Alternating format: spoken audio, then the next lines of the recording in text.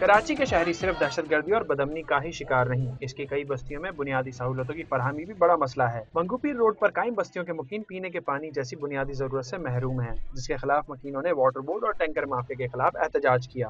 ہمیں tanker mafia کے rate پہ چھوڑا ہوا ہے، 1800 روپے کا ہم لوگوں کو ٹینکر ایک دیتے ہیں۔ کنواری کالونی سمیت منگو پیر کے ساتھ قائم بستیوں کے لوگوں نے احتجاج کیا، جس کے باعث ٹریفک معطل ہو گیا۔ مظاہرین کا کہنا تھا کہ ٹینکر مافیا کے ملی بھگت کے باعث انہیں 2 سال سے لائنوں میں پانی نہیں مل رہا اور ٹینکر مافیا مہنگے داموں ٹینکر فروخت کر رہے ہیں اور مکینوں کے مطابق لائنوں کا پانی گندے نالوں میں بہایا جا رہا ہے۔ 12 انچ کا 2 پائپ یہ بڑا پانی بہ رہا ہے۔ واٹر بورڈ والے جو ہے نا اس کو توجہ نہیں دے رہے، یہ تقریباً 30-25 سال ہو گیا یہ بہ رہا ہے۔ آپ جہاں کی آپ سے دیکھ لو، یہ 12 انچ کے پورے پائپ بھر رہے ہیں، صاف پانی۔ علاقے کے لوگوں کے مطابق پانی کی عدم فراہمی سے انتظامیہ کو مسلسل آگاہ کرنے کے باوجود توجہ نہیں دی جا رہی۔ مظاہرین نے بعد میں سڑک عام درخت کے لیے کھول دی۔ کیمرہ مین اختر چوہان کے ساتھ زنیب معین، ٹون نیوز، کراچی۔